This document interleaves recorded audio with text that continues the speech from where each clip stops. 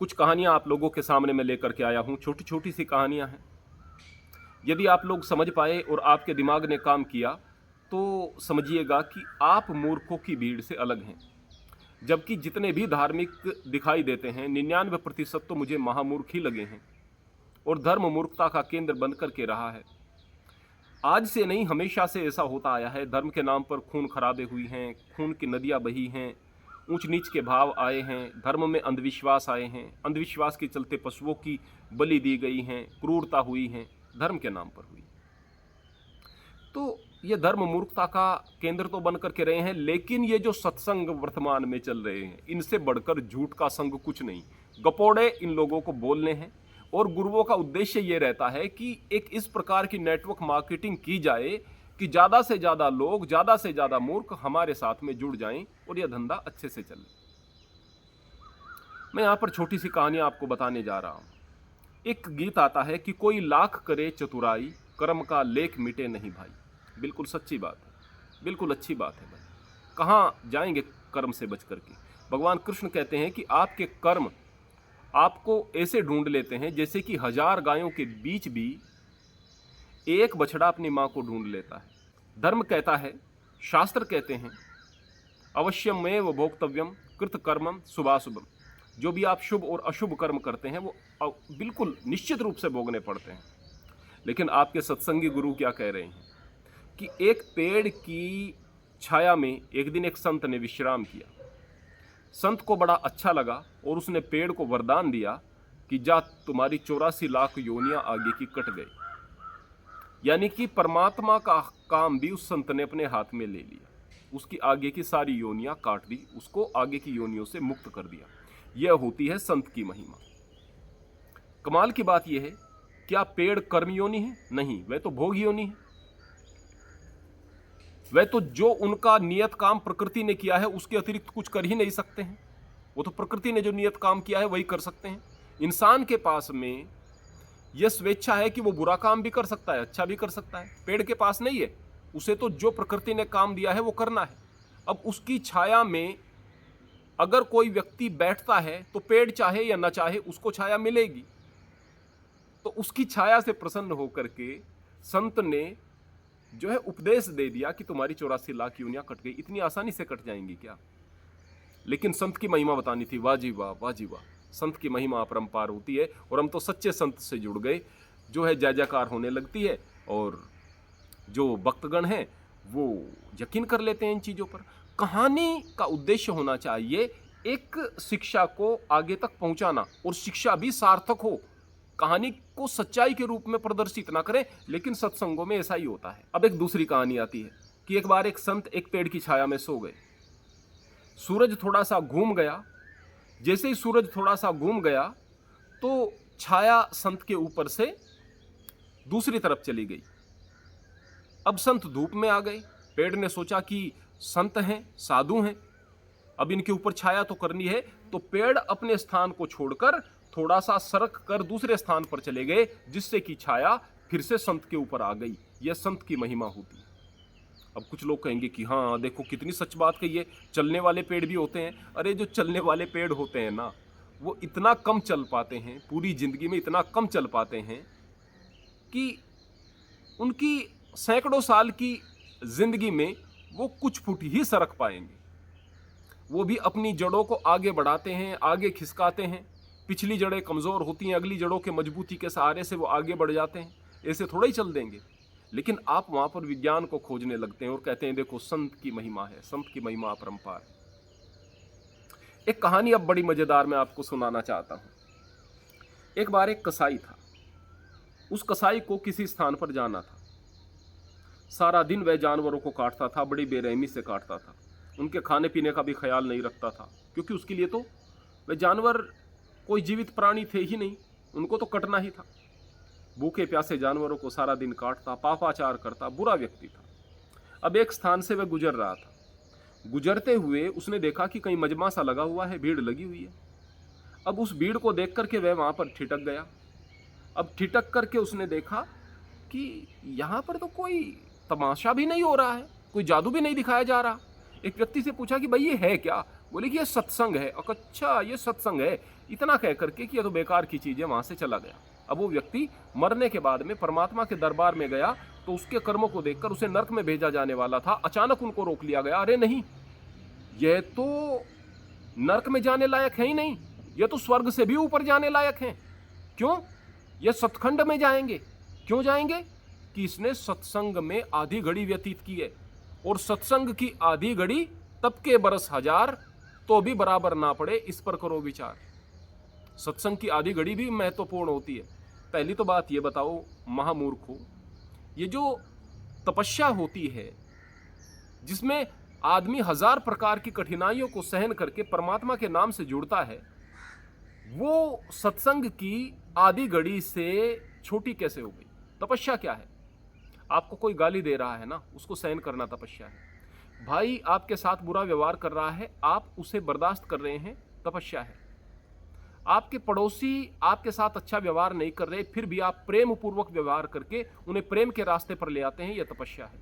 आप अपने बच्चों के लिए मेहनत करके कुछ सुख सुविधा उत्पन्न कर रहे हैं ताकि आपके बच्चे पढ़ लिख सकें, मजदूरी कर रहे हैं, किसान है, खेत में मेहनत कर रहे हैं, यह तपस्या है। सुबह शाम आप बैठकर परमात्मा का नाम ले रहे हैं, यह तपस्या है। हर वक्त आप मालिक के नाम से जुड़े रहते हैं, उसकी कृपाओं का अनुभव करते हैं, यह तपस्या है। इन सब से ऊपर उठ करके उस सत्संग की वह आधी घड़ी कैसे हो जाएगी जो सत्संग उसकी समझ में भी नहीं आया, जिंदगी भर पाप किए, जिंदगी भर गलत काम किए, बस वहां खड़ा हो गया, समझ में भी नहीं आया, फिर भी वह उससे बढ़कर कैसे हो जाएगा? जो सत्संगी हैं, वाह जी वाह, गुरु महाराज कितनी अच्छी बात कह दी, कितनी अच्छी बात कह दी। यानी पापी आदमी था, उसकी समझ में भी नहीं आया क्या हुआ है क्या नहीं हुआ, वहां पर खड़ा हो गया तो उसका उद्धार हो गया। ऐसे ही हमारा उद्धार हो जाएगा। कोई बात लॉजिक वाली भी तो करो ना मेरे भाई, या केवल मूर्खों का अड्डा बनाना है आप लोगों को धर्म को? कुछ पागलों की भीड़ एक स्थान पर खड़ी हो जाती है और बस वो झुंड हो गया है। ये किसी के लिए अच्छा नहीं है। मूर्खों का झुंड किसी के लिए अच्छा नहीं। ये बड़ा प्यार से बोलता हुआ दिखाई देगा, लेकिन मूर्खों का झुंड है। आप लोगों को क्रिएटिव होना है भाई, देश को समाज को आगे लेकर के जाना है। धर्म तो आपके विवेक को जागृत करने वाला होता है। एक कहानी आती है कि एक चोर भगवान शिव के मंदिर में आ गया। अब अंधेरा वहां पर था, उसने कुछ चुराना था, तो उसने क्या काम किया, एक कपड़े को जला दिया। जैसे ही कपड़े को जलाया वहां पर बहुत सारा प्रकाश हो गया, तो अचानक भगवान शिव प्रसन्न होते हैं, बोले लोग तो छोटा छोटा सा दिया जलाते थे, तूने ज्यादा प्रकाश कर दिया, मांग क्या मांगता है। अरे भाई, भगवान शिव को आप क्या समझ रहे हैं? उनको नहीं पता होगा कि ये किस भाव से जलाया गया है, और ये दिया जलाया गया है या कपड़ा जलाया जा रहा है। दिए से तो प्रदूषण दूर होता है, और कपड़े से वहां पर प्रदूषण हो रहा है। ये क्या बातें हैं, क्या चीजें हैं ये? इन मूर्खतापूर्ण बातों को कैसे तो कोई गुरु बता सकता है और कैसे शिष्य सुन सकते हैं? बोले कि एक बार राजा जनक स्वर्ग नरक से विचरण कर रहे थे। विचरण करते हुए वह नरक के पास से गुजरे, देखा कि यहां पर तो भयंकर आग है, भयंकर आग में लोग जल रहे हैं। नरक में उन्हें बार बार जलाया जा रहा है, मर भी नहीं रहे, तड़प रहे हैं, जल रहे हैं, आग भीषण जली हुई है, नरक में है। तो वहां पर राजा जनक बैठ गए और बैठकर उन्होंने भजन सुमिरन शुरू कर दिया।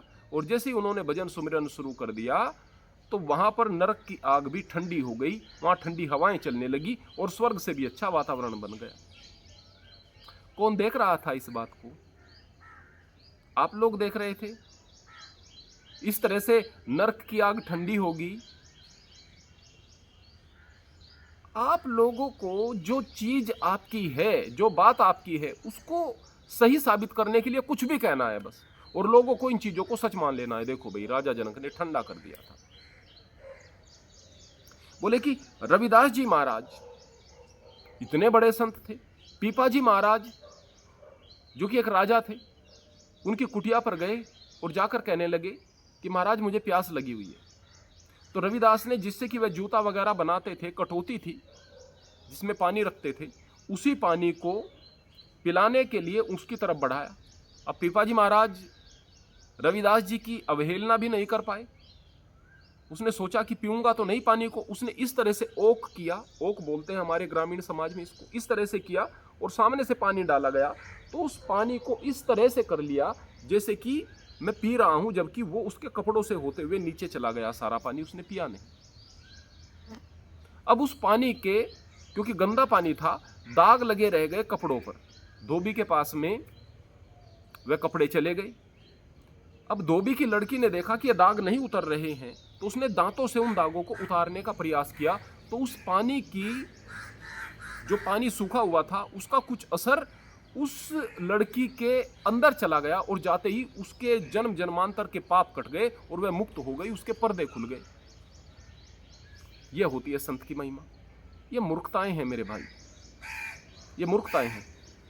क्या आप इस बात की कल्पना कर सकते हैं कि रविदास जी महाराज अपने आगंतुक को कठौती से पानी पिलाएंगे? वह बात अलग है कि भाव प्रबल होते हैं, भाव महत्वपूर्ण होते हैं। उन भावों के कारण यदि परीक्षा पर बात आती है तो कठौती का पानी भी गंगा के समान हो जाता है। वह परीक्षा की बात थी, वह एक अलग कहानी थी।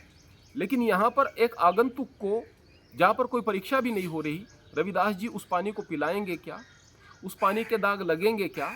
और उस पानी के सूखे हुए दाग से उसकी इच्छा भी नहीं थी, उस लड़की को कोई इच्छा भी नहीं थी, उसके दाग से उसके इस तरह से पर्दे खुल जाएंगे क्या? पानी का कौन सा दाग लगता है और कौन से दाग को धोबी दांतों से उतारता है? ये किस तरह की मूर्खताएं हैं, किस तरह की बातें बताई जा रही हैं? निश्चित रूप से ये सारी की सारी चीजें मनुष्य की बौद्धिक क्षमता को समाप्त करने वाली होती हैं। एक और कहानी आती है कि एक वेश्या थी। उस वेश्या को अपनी जिंदगी से नफरत हो गई कि मैं बड़ा गंदा काम करती हूँ। वह एक दिन एक संत की शरण में गई, संत के चरण पकड़ लिए, भगवान मुझे अपनी शिष्य बना लो, मैं पापाचार से बिल्कुल तंग आ चुकी हूँ, मैं इस जीवन से तंग आ चुकी हूँ, मेरा मन अशांत रहता है। गुरु महाराज ने उसे अपनी शिष्य बना लिया। कुछ दिनों के बाद में भजन सुमिरन उसने किया और उसके सारे पाप कट गए।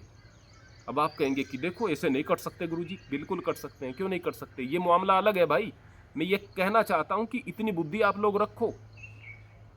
यहां पर मामला अलग है। एक व्यक्ति जो पापी है, अब तक पापी है, लेकिन उसको अपने पापों का एहसास हो गया है। अब वह सच्चे दिल से पश्चाताप कर रहा है। अब वह उस जीवन से छूटना चाहता है। अब वह श्रेष्ठ कर्म करता है तो कर्मों का परिणाम भले ही भोगना पड़ेगा, लेकिन जितने पापाचार किए हैं उन पापाचार से ज्यादा उसके पुण्य हो गए हैं, तो उन पुण्यों ने उनके पाप को काट दिया। संत की क्या कृपा नहीं हुई? संत की कृपा हुई है, तभी तो श्रेष्ठ मार्ग उन्होंने बताया है। क्या परमात्मा की कृपा नहीं हुई? परमात्मा की तो कृपा रहती ही है, तभी तो हमें मनुष्य बना करके भेजा है। तभी तो अगर आप श्रेष्ठ मार्ग पर चलने वाले बनो, संकल्प लेकर के चलने वाले बनो, तो वह उस काम में आपकी मदद करता है, श्रेष्ठ काम में आपकी मदद करता है, श्रेष्ठ मार्ग पर आपका पथ प्रदर्शक बन करके आपको अच्छाई की ओर लेकर के जाता है।